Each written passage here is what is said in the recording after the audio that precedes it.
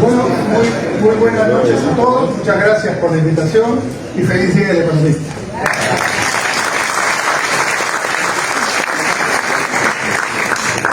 Esta charla tiene por objetivo, espero, que al final de la misma sepan por qué el puerto de Chancay ha generado tanto alboroto. Porque es importante. Mi presentación está por ahí. Gracias. ¿Está por ahí? Bueno, lo primero es que el día de hoy tenemos una buena noticia, luego de esta circunstancia un poco rara, pero al mismo tiempo en nuestro país entendible, rara internacionalmente, donde el Estado peruano se demanda a sí mismo por una primera autorización que dio, que luego hace una denuncia de la autorización. Es un poco difícil de entender fuera del Perú esto. Lo que pasa es que hay un vacío legal. Lo primero que hay que decir es que el puerto de Chancay no es una concesión. El primer punto para aclarar. Es una inversión privada. Ya sabemos que viene de China, que no es precisamente un país que ejerza una economía privada esencialmente, aunque es muy pragmática desde Deng Xiaoping, pero es una inversión privada, una IP que tiene a COSCO Shipping como la principal accionista. Bueno, COSCO es el principal operador portuario del mundo, ¿no? Operador de buques del mundo, chino, y tiene el 40% una empresa peruana minera Gordo, ¿no? Ahora sí. Bueno, entonces, esto, segunda idea que quiero dejar, no es un tema de Chancay, es un tema de Perú, y lo voy a explicar por qué.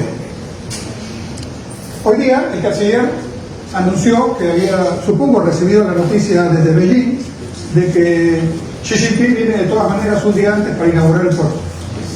Esta señal significa que ya seguramente está generándose alguna salida para superar este problema del vacío legal y generar, como debe ser, una cierta consistencia para una inversión que desde mi punto de vista es un antes y un después, no solo en el tema de infraestructura y comercio exterior, sino en el desarrollo económico del país.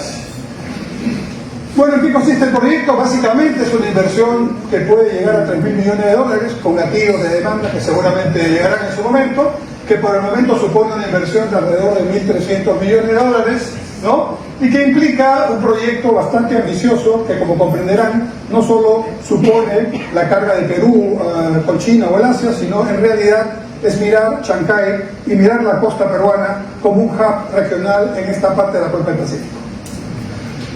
Este es el desarrollo que va a tener la primera etapa del proyecto, ¿no? Prácticamente está todo construido ya en la parte de ingeniería, ya están avanzando en todo lo que es ya el equipamiento y sobre todo el dragado, que es uno de los temas más complicados. Y este es el proyecto a futuro, cuando ya esté completado con todas las etapas. Ahora quiero explicarles, bueno, y la novedad, para que no se repita lo del Callao y la Gambetta, donde los camiones tienen que estar 2 días amaneciendo para poder hacer su turno y entrar, hay un antepuerto, que ya está en construcción también. Si vamos mirando al norte, el antepuerto está hacia el este y en la zona puerto está obviamente al oeste. Pero en el este, hacia el antepuerto, están toda la infraestructura, ahí va a estar aduanas, ¿no? Ahí va a estar todo lo que es la parte de camiones, y lo que tenga que transitar hacia el lado puerto va a ir por debajo de la carretera panamericana. Ya hay un túnel que está prácticamente terminado. La pregunta es, ¿por qué es importante no el puerto de Chancay, sino esta oportunidad? Porque el Perú tiene, gracias a que las abuelas decían que Dios es peruano, tiene en su larga historia siempre algunos momentos en los cuales se presentan circunstancias que no planeamos. En realidad, aunque el puerto de Chancay se inició con un proyecto peruano privado, la dimensión que va a tener este puerto es un asunto que nosotros no tenemos en ningún plan estratégico de desarrollo, hay que decirlo. Y creo que, como reflexión, a propósito de las preguntas que se han hecho Waldo y Kurt, y seguramente lo que seguirá dentro de un momento, una de las cosas que hay que agregar, y creo que nosotros los economistas tenemos la obligación de contribuir a que eso pase, es que buena parte de lo que comentamos es así están las cosas, puede subir un poquito, pero la pregunta, para mí principal, antes de contestar las preguntas que se han hecho hasta ahora, es ¿cuál es la visión del Perú? ¿Hacia dónde vamos? ¿Cómo podemos responder esa pregunta de una manera más o menos consensuada que nos dé un horizonte de 20 o 30 o 40 años para adelante? Ese es un gran problema en Perú. Entonces tenemos planes, por supuesto. Hay un plan, por supuesto, hay un acuerdo nacional con más de 50 políticas de Estado. Hay un objetivo del 2050, yo lo enseño en mi clase, pero ¿cuánto de eso está socializado por los ciudadanos del Perú? Y sobre todo, ¿cuánto de eso está en el convencimiento de nosotros los peruanos para poder hacer de eso un horizonte que nos dé la posibilidad de avanzar con políticas de Estado? Y no repetir las equivocaciones y los disparos al pie que nos hacemos todos los días. Y lo digo porque, por favor, observen esta foto. Esta foto es una foto del puerto de Callao hasta antes del año 2009. ¿No? Esta foto, por favor, aquí en esta zona, fíjense, esta es la zona sur del puerto de Callao, no había nada, había un bolón en realidad. Se le llamaba el muelle 9, pero era un muelle que no existía. Hoy día aquí está DP World y todo esto ya es lo que llamamos el muelle sur, que está absolutamente construido y con segunda parte de inversión en proceso. ¿No? Ese fue el primer cambio que ocurrió en el puerto de Callao.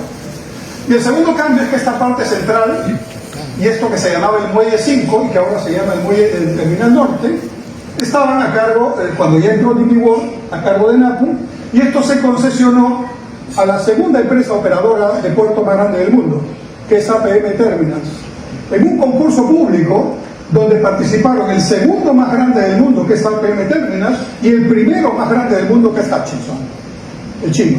Comprenderán ustedes que si el primero del mundo y el segundo del mundo se ponen en un concurso internacional para disputarse la concesión, estamos hablando de algo que siempre ha sido muy importante.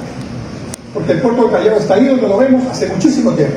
Es un puerto estratégicamente ubicado que tiene una defensa natural, que es San Lorenzo, que le da una tranquilidad de manejo de agua, que es una de las características de un puerto eficiente, ¿no?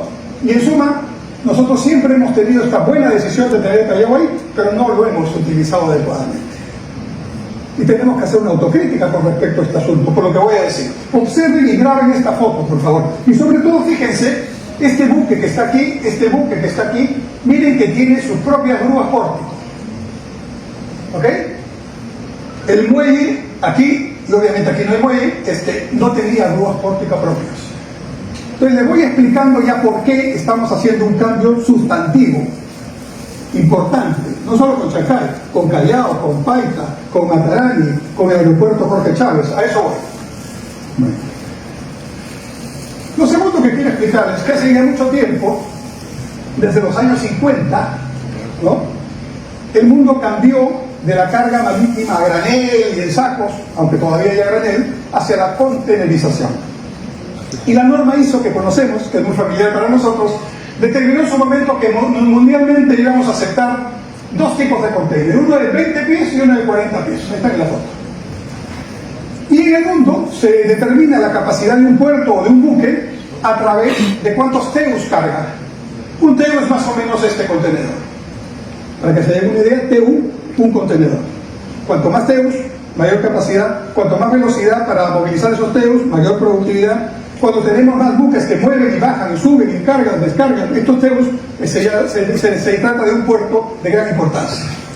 Entonces, todos estamos contenerizados hace muchas décadas, pero el Perú todavía seguía sin grúa pórtico. Como comprenderán, estas grúas no se manejan con estibadores. Entonces, ahora viene la parte de la historia que ya no está bonita. Durante varias décadas, los buques que ya tenían sus propias grúas y que decidieron dejar de tener grúas porque era lento, pesado tener esas grúas ahí en el buque, empezaban a ir a los puertos que podían tener grúas en el puerto. Y como Perú se retrasó varias décadas en tener las grúas, aquí ya no podían llegar esos buques. Entonces los buques que llegaban aquí eran estos buques pequeños que vimos en la foto, que lo que tomaban era carga en Colombia, en Panamá, en Ecuador, aún en Chile, y desde ahí venía como cabotaje aquí, en el absurdo de que en el centro, que es el hub natural, no había equipamiento ni profundidad, y los puertos que no tenían ese privilegio de ubicación tenían que hacer el cabotaje, o se beneficiaban de ese cabotaje gratuito derivado de nuestra propia ineficiencia. Entonces, recién llegaron las grúas pórtico en el año 2009 en Chile, a Callao. Son las dos grúas chinas que llegaron en 2009. Y grúas Pórtico se necesitaban en el puerto 30 años antes. Ya vayan sacando su cuenta cuánto tiempo hemos perdido. Chile está muy preocupado en este momento y tiene razón, porque el Perú se despertó, ¿no?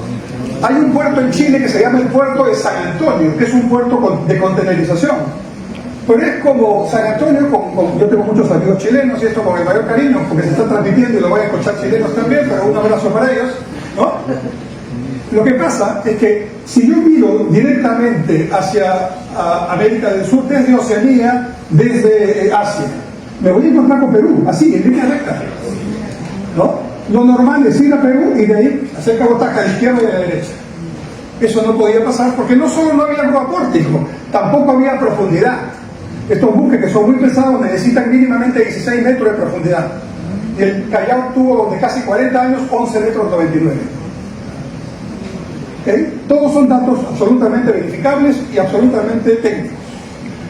Entonces llegaron estas primeras grúas y eso fue un gran acontecimiento. En 2009 no las habíamos tenido, pero era un acontecimiento retrasado. ¿Cuánto? 40 años. Y luego vinieron Digimor a la izquierda, con grúas Pórtico ya de alto digamos, nivel, y APM Terminals a la derecha, con grúas Pórtico Super Post Panamax. Es decir, en 2 o 3 años el Perú recuperó los 40 años que había perdido y hizo dragado a 16 metros en el Callao. Entonces, empecemos por ahí. El puerto del Callao ya puede recibir, sin Chancay, buques de gran tonelaje post-Panamax, que tienen pues miles de TEUs, ahora les hablo de eso. Entonces ya empiezan a venir estos buques.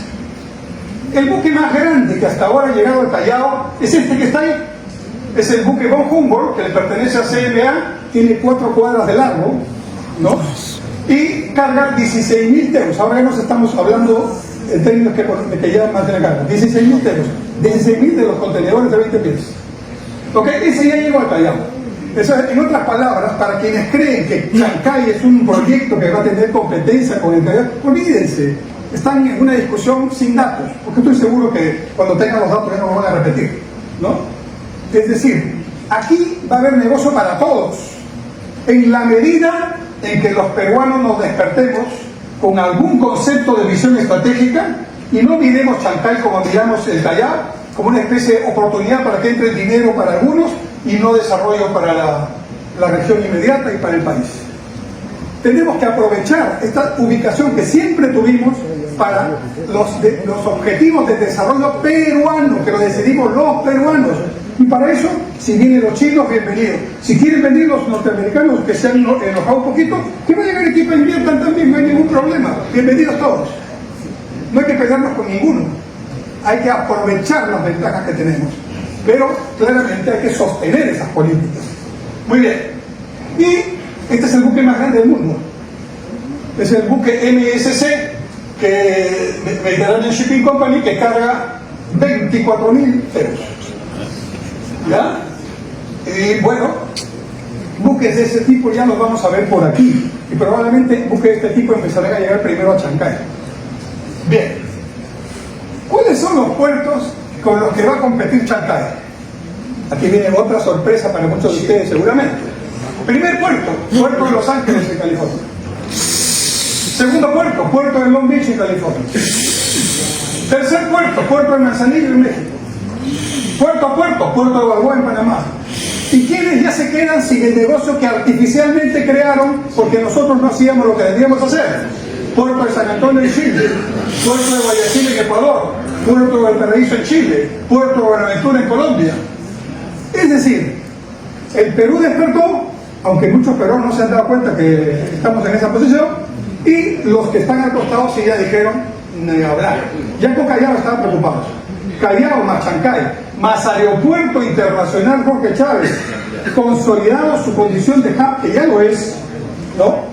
Porque, solo pongo un ejemplo, recuerdan que había una Copa Libertadores que no se pudo hacer en Santiago de Chile porque hubo creo que fue en 2019, que se generaron unos disturbios, quemaron unas iglesias, unos días muy problemáticos, que dio origen a la constituyente de allá. Recuerdan, se suspendió la final de los Libertadores y en 2 semanas se hizo en el Estadio Monumental de Acá. ¿Sabe por qué? Bueno, porque tenemos el estadio. No, se pudieron ir a otro estadio. Estratégico. Es que el aeropuerto internacional Roque Chávez es un aeropuerto hub y los pasajes se pudieron rápidamente reacomodar y los transbordos desde aquí a todas las ciudades originarias se pudieron hacer en 2 semanas.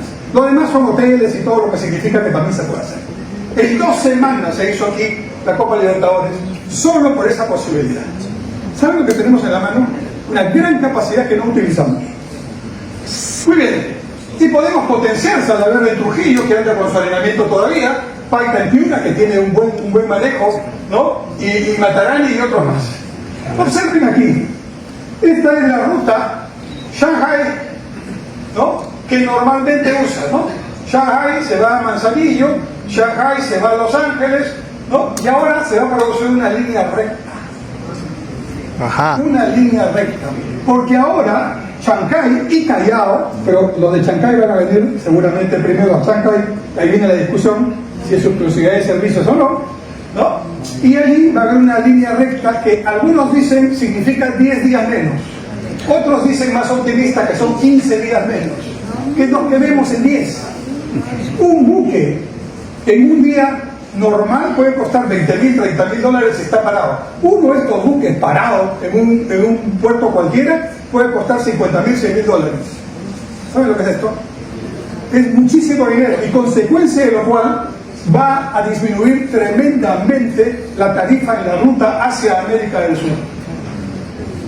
Entonces, aunque les parezca mentira, en este momento hay brasileños, chilenos, paraguayos, argentinos, colombianos que están haciendo cálculos para ver cómo llegan a Chancay.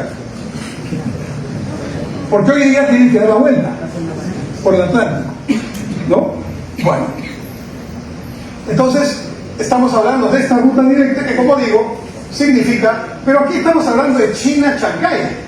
¿Y qué pasa con Australia? ¿Qué pasa con la zona Índico? Que es en la segunda parte del siglo XXI va a ser el gran protagonista, que ya lo pasó en población a China, con 2 ventajas: hablan inglés y la segunda son democracia. Van a integrarse muchísimo más rápido, aunque son un poquito más proteccionistas que los chinos.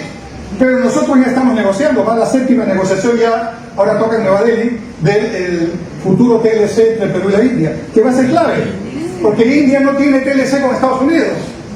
Entonces los indios están viniendo aquí para que desde aquí hagan industrias combinadas con nosotros que cumplan la característica de origen, y de aquí ir al Norteamérica donde no tienen y no quieren tener por el momento TLC. Pero tienen TLC con todos los importantes mercados y esto es un atractivo. Entonces, mi punto es, con estos datos que les estoy dando, dejemos de discutir la pequeñez, la visión de pigmeo, y vamos a mirar en grande como corresponde mirar a Perú. Y entonces propongámonos como visión ser un hub regional en la cuenca del Pacífico de infraestructura portuaria, aeroportuaria multimodal. Y como conclusión de eso, ¿por qué no? Y mirando bien alto y con mucho optimismo, pero también pisando tierra, ¿por qué no convertirnos en el país líder en Sudamérica de este eje cuenca del Pacífico, América del Sudasia? Y eso ya significa muchísimas cosas más que infraestructura. Estoy dando datos para que ustedes más o menos busquen ya cada uno de los posibles temas. Bueno, esto lo voy a pasar rápido. Estas son las zonas, este túnel, ¿no? Yo ya he estado ahí felizmente, porque estoy hablando con... Mire, esta es la zona puerto que se está construyendo. Han hecho un corte en un cerro que está ahí, la parte que ven a la derecha es un cerro que existía en el árbol, lo han cortado. Los chinos trabajan así, ¿no? Y están generando una zona de patio que no les miento, debe ser, no sé si exagero, más bien creo que estoy corto, 5 veces el patio que hay. ¿No? Este es el túnel. Bueno, ahí está dragando ese buque chino, ahí todavía están en problemas, todavía no están cerca de los 17 metros que tiene lograr aquí, ¿no? Ahí está el buque chino dragando. Bueno, y entonces se abre la ruta directa, pero ya empiezan a manifestarse los resultados favorables, ¿no? Yo creo que el aeropuerto va a ayudar muchísimo, Pero esta es la noticia que el otro día salió, pero claro, como estamos en discusiones aquí entre relojes y pulseras por un lado y farándula por el otro, ¿no es cierto? Y ahora discutiremos la visa que se necesita para México y nosotros ya le respondimos. O sea, somos especialistas en hacer mediocre nuestra agenda, ¿no? Y entonces ha pasado una noticia que es como para celebrar. Cima Perú acaba de firmar un convenio con Hyundai, que es la empresa más grande del mundo en términos de astilleros de alto impacto, para hacer aquí lo que normalmente tiene que hacer, porque vamos a seguir la lógica, el sentido común. Estos buques tienen su travesía y van a llegar aquí. Aquí necesitan mantenimiento periódico y rutinario, no mayor, de repente, pero de repente mayor, solo para el rutinario. ¿Dónde lo van a hacer? ¿En China? ¿Se van a ir a Panamá? ¿Y qué hacer acá, pues? En consecuencia, ya tiene el presupuesto, ahí el viceministro puede dar mayores detalles, ¿no? Ya tiene el presupuesto CIMA, la Marina de Guerra del Perú, para poner en valor su astillero. Hoy tiene que recibir buques de mayor calado, etcétera, etcétera. Pero nuestro CIMA es muy, muy bueno. Históricamente, la capacidad metal-mecánica del Perú y de la Marina de Guerra en particular es muy buena. Y ahora está pasando a una dimensión ya competitiva de nivel mundial. Entonces, ¿qué ha pasado en Chile ahora? Que el astillero principal que está allá, que es un astillero que maneja mantenimiento de buques en gran cantidad y que tiene buques esperando, 50 esperando, decía el chileno el otro día, ahora los peruanos también van a tener astillero. Caramba.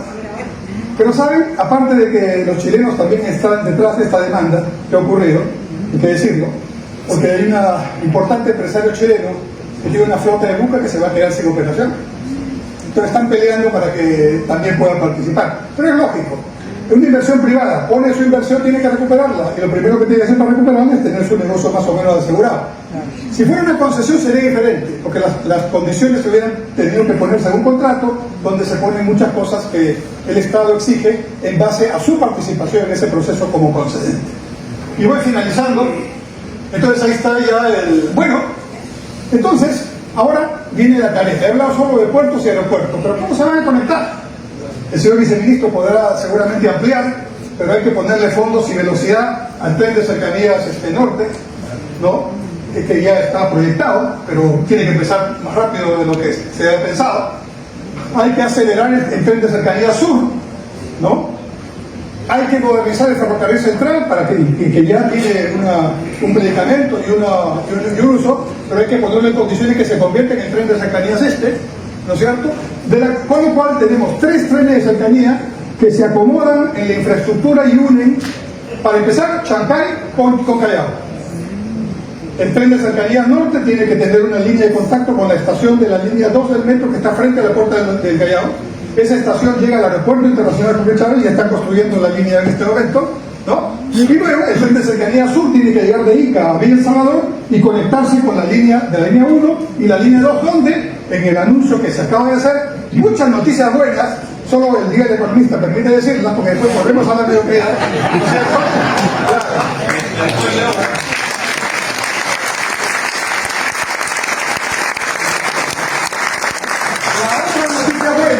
Es que la línea 1 pasa por aquí y la línea 2 pasa por acá. Entonces se va a construir la estación 28 de julio entre Gamarra, un poquito cerca de Gamarra, ¿no? Y Grau. Y la estación 28 de julio va a tener una escalera porque la 2 viene por abajo, ¿no? Y la 1 viene por arriba. Entonces los de arriba van a tener una escalerita, seguramente un ascensor que será lo que sea más importante, ¿no? Y se conectan abajo. Entonces de Villa El Salvador bajas y te vas a Ate o te vas al Callao, si quieres. El del Callao se baja aquí y se va a Villa El Salvador o se va a San Juan de Lurigancho. Empezamos a tener la red básica del metro de Lima Callao, que tiene 6 líneas, una funcionando, otra avanzando, bien atrasadita. La 3 espero que se lance pronto, pero señor viceministro, aprovecho. El señor viceministro está en la playa, ¿no? Necesitamos hacer estas obras más rápido, porque es como si nos van a meter al hospital y el médico nos dice, oye, te voy a operar ¿de qué nos operamos? El apéndice, ¿no es cierto? Pero, ¿sabes qué? Como estoy entrando con la parascópica, Ahí tienes una hernia, también te la tengo que hacer 2 por 1. Y te hago esta otra cosita también 3 por 1. Una sola anestesia. Si vamos a interrumpir tráfico, mejor interrumpamos de una vez. El golpe mejor. Y una cosa que sí es mi experiencia. No discutamos tanto el costo hoy, porque está demostrado que el costo de no hacer la obra hoy es tremendamente más caro que no hacerla hoy. Y les doy un dato, porque últimamente, siguiendo a Rosling, que tiene un libro que se llama Factfulness, que dice que el principal problema de los que toman decisiones en el mundo, incluidos presidentes, es que no leen los datos, no hacen promedios y solamente usan su buen criterio, que muchas veces no es el correcto. ¿Qué dicen los datos de la línea 1? Nos costó dólares constantes $2.000 millones, incluida la parte de los 80, más todo lo que faltaba hacer hasta San Juan de Lurigancho. Un cálculo absolutamente razonable, lógico, que hizo Afin en un momento con el Colegio de Ingenieros, es decir, ¿cuánto nos demoramos en promedio todos los medios y chalacos que andamos aquí en el todos los días? 3 horas en promedio. Ahora, si eres piña, porque estás en Ancón, Popusana, Semiguilla o Ricardo Palma, hasta 5 horas. Pero vamos a poner el promedio, 3 horas. Entonces calculo, en 3 horas, ¿qué podemos hacer? A ver, un galón de 84, que ya no existe, pero cuando se hizo el estudio existía, ¿cuánto nos cuesta gastando un galón adicional por día a precio de mercado? Y le sumo cuánto es el salario de una hora perdida por no ir a trabajar temprano. La suma de estos dos conceptos dio a los soles y dólares del momento $4.000 millones al año. Entonces, no le voy a poner los 4.000 a la línea 1, porque son 6 líneas. Vamos a aplicarle el 20% de esos $4.000 millones, ¿verdad? Entonces ahí digamos que tenemos, ¿cuánto? 800 millones de dólares, ¿no es cierto? ¿Está bien? ¿Está bien? Bueno, ok, 800 millones de dólares. ¿Y cuánto me costó? 2.000 millones de dólares. ¿Y cuántos pasajes se han vendido ya? 1.000 millones de pasajes. ¿Y cuántas personas suben al tren de la línea 1 diariamente? 350.000 personas. ¿Y cuánto ahorra cada persona que sube cada vez? Cada día, 3 soles. ¿Y cuánto vale la hora y media que ahorra? ¿Cuánto significa que pueda llegar a su trabajo más temprano? Pero sobre todo, ¿cuánto significa que llegue a su casa y vea a sus hijos despiertos todavía? Y que les cuente el cuento antes de dormir que a mí me contaron. ¿Cuánto vale eso para el estímulo emocional de las personas que vivimos en tanto estrés? Eso no está en el proyecto. Y eso es quizás lo más valioso. Porque les cuento, el artículo 1 de la Constitución Política del Perú vigente, tan mencionado por todos, pero tan poco leída, dice así, ya termino. Artículo 1. La defensa de la persona humana y de su dignidad es el fin supremo de la sociedad y del Estado. Lindo texto. Ahí se debería acabar la Constitución. Porque si se cumpliera, cualquier obra, cualquier decisión, habría que ponerle rostro. ¿Qué significa esa obra para mejorar el nivel de vida? Termino entonces diciendo que aquí tenemos un gran potencial, rapidito nomás, para otra conferencia, ¿eh? Esto que ven aquí